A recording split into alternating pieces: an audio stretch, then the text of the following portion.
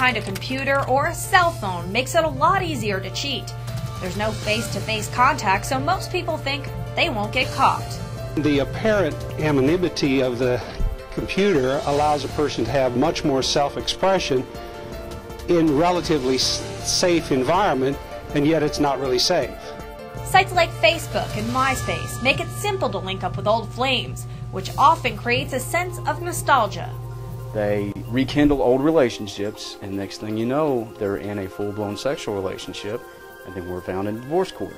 Other times you can link up to people you don't even know, people looking for something more than friendship. I've seen married people try to add me, try to add friends, and I don't know who they are. Whichever the case, more people are cheating on their spouses these days because of the internet. So many affairs start in that arena.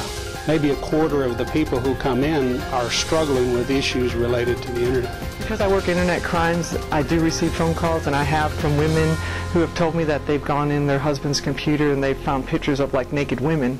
Even if it starts out innocently, things can quickly get out of control. What might be even more shocking, there are sites that don't pretend to be innocent. Sites like AshleyMadison.com.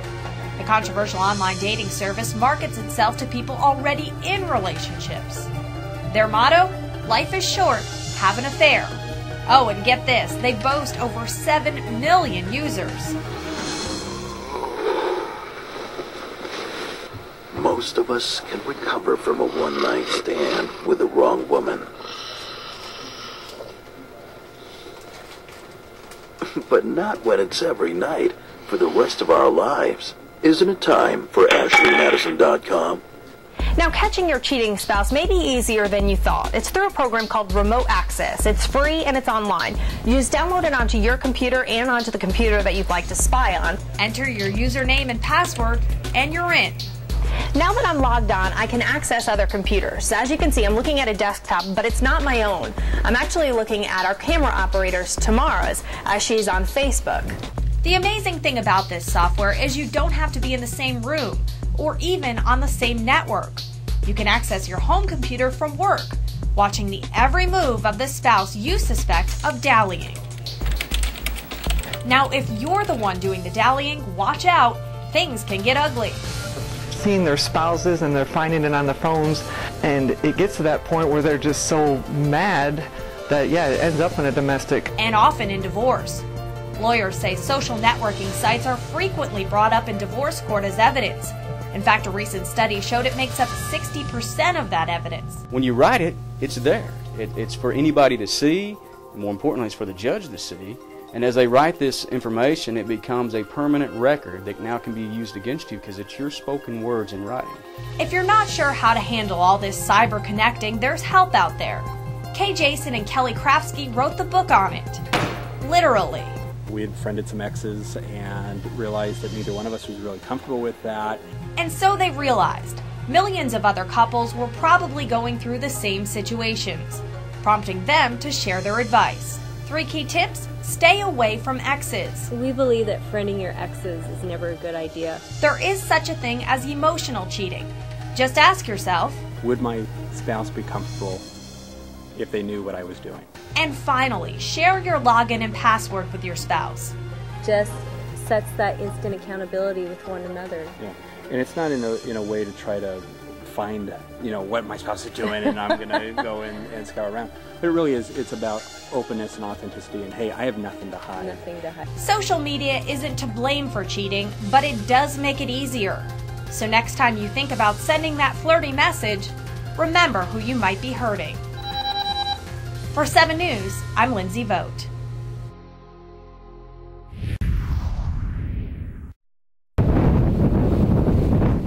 A typical afternoon across the Oklahoma plains. Wind and oil.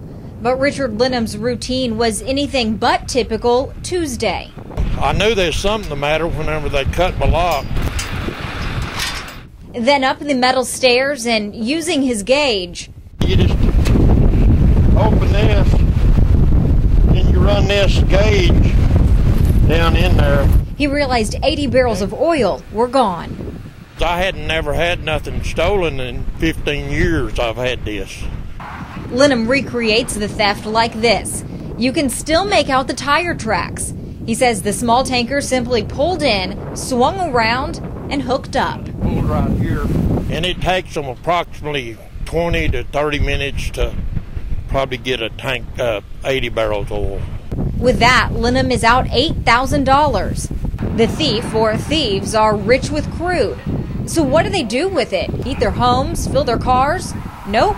Since the oil still has to be refined, the reason is purely for profit, says Linham.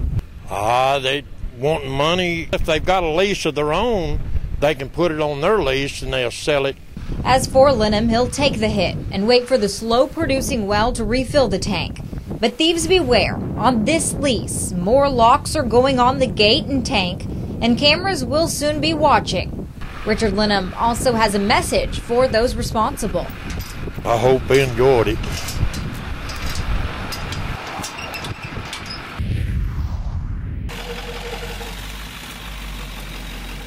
As the tow truck tires work to make forward progress on getting Bubba Rawlings' banged-up truck out of the woods, Stevens County Sheriff Wayne McKinney rewinds to 3:45 Wednesday afternoon.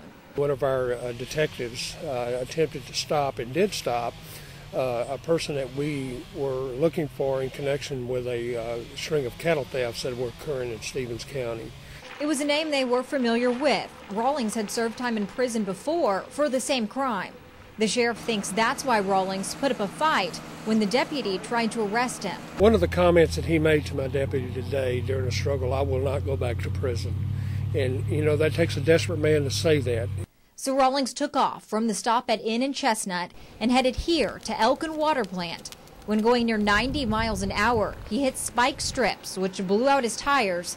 Then driving on rims, hit a small embankment. When airborne and stopped about 25 yards into the heavily wooded brush, the sheriff could see the entire thing.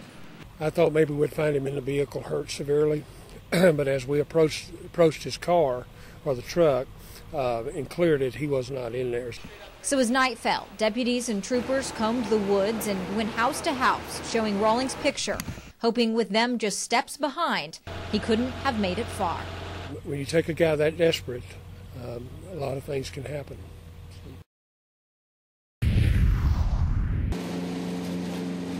James Owens has a passion for something that most people consider a weekend chore. When I'm on this lawnmower, nothing else bothers me, you know. But his passion doesn't lead him to mow only his lawn. As a matter of fact, he spends about 60 hours a week mowing lawns for others. Those like Richard Whitty, who can't do the job himself. Well, the problem is I'm disabled, and I've been cited 3 times by the city because I wasn't physically able to take care of my yard.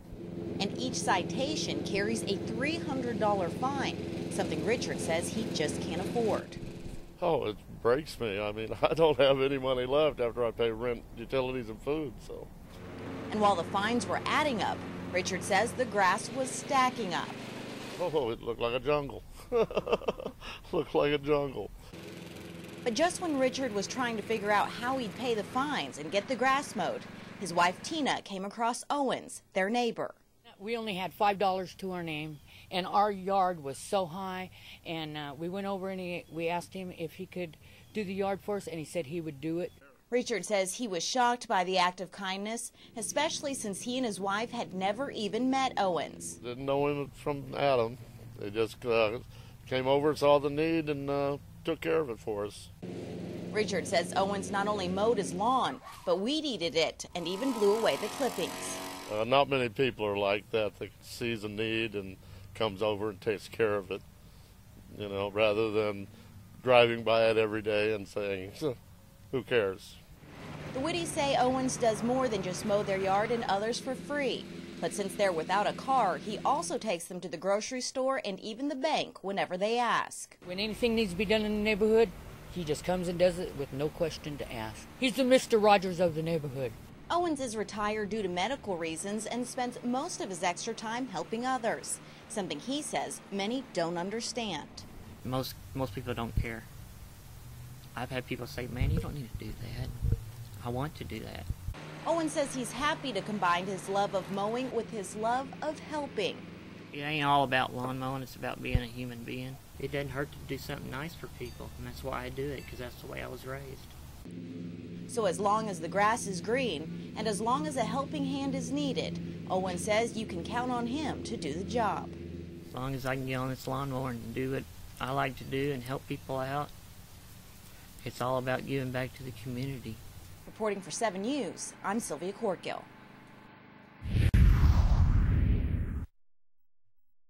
I will say it's probably one of the most unique and rewarding rescues that I've ever got to do.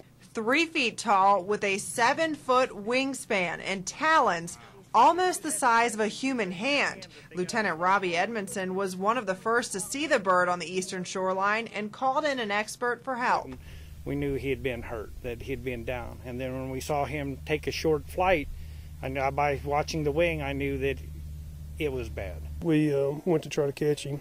He went out into the water, which made it a little easier for us to get to him. Plus, they say the bird was very weak and very underweight. He'd been down on the ground probably for 2 weeks, and God knows what he had to eat out here. He probably ate whatever he could find, but he wasn't going to last too much longer. They say the final rescue was bittersweet because they knew the bird was hurt, but it was such an incredible experience for them to be able to help it. To be able to save, our nation's symbol, something that not everybody gets a chance to do.